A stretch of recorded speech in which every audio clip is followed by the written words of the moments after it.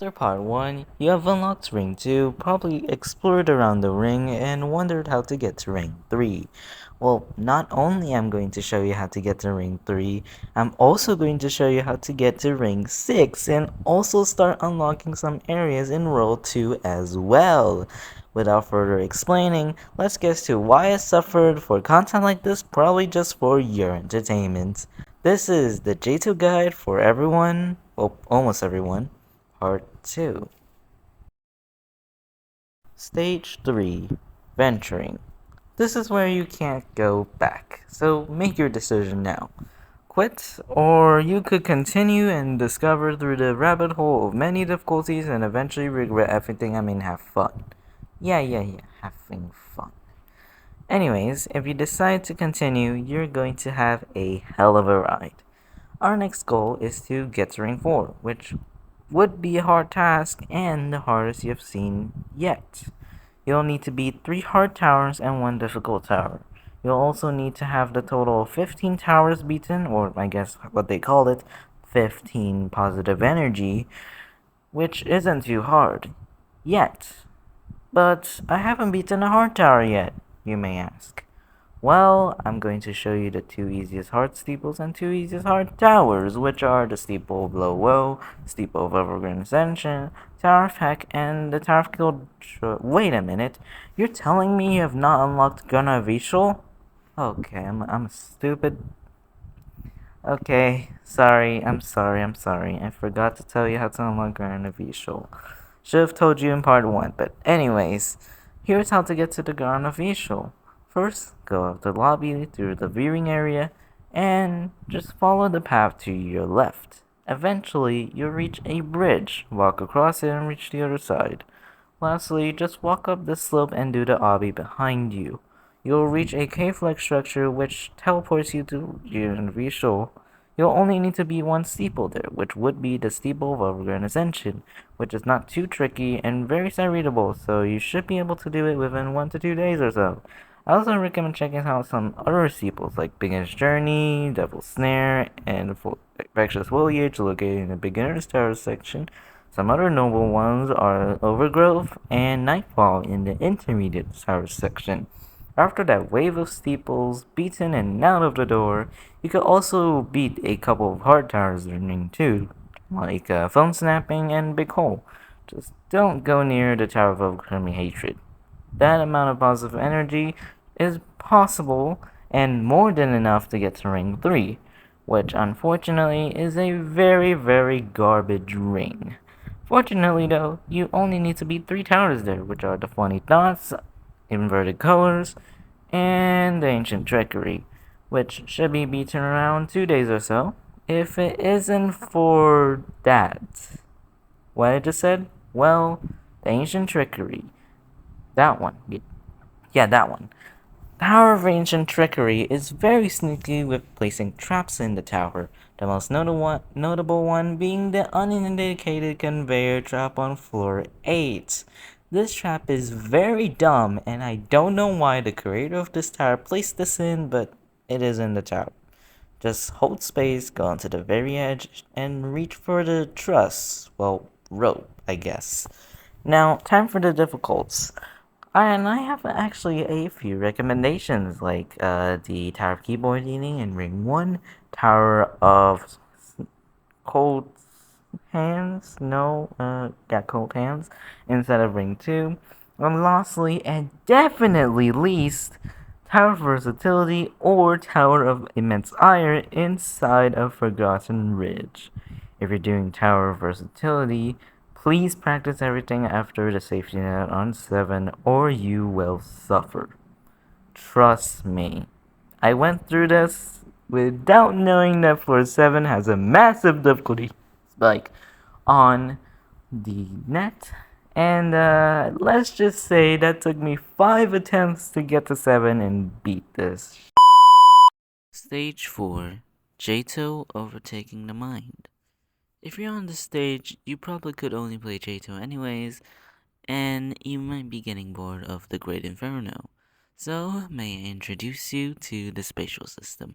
The spatial system is the second world in JToH, and there are more to come, such as World 3 being based off of time traveling. What? Anyways, this is the spatial system. This world is not based off of rings, but it's based off of zones. Zones usually have 4 to 5 more towers than rings.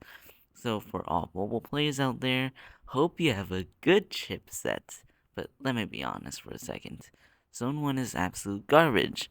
And yes, like Tower of Overcoming Hatred garbage. You haven't tried that tower yet, but that's gonna be for later. It doesn't matter anyways, because you're going to start off with a decent tower, the Tower of Zero Disturbances, which is a hyper modern tutorial tower for Zone 1. Okay, I don't know. After beating that tower, you'll be hit with 3 bad towers in a row.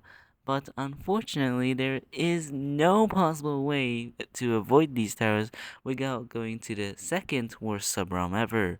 So I'm recommending these towers instead. The Tower of Peaceful Happiness and Tranquility, Tower of Atlantic Depths, and Tower of Hand Sweating. And don't worry, these towers are decent, especially Tower of Hand Sweating, which you are going to be playing the revamped version. After those 4 towers, you will be able to unlock Zone 2, Ground. After that, however, you want to go back to the Great Inferno, which you want to head to Ring 4 and beat these 4 following towers. The Tower of Spiraling Heights, Tower of Getting Gnomed, Tower of Terrible Mondays, and Tower of Elysium. Might want to say something before I continue.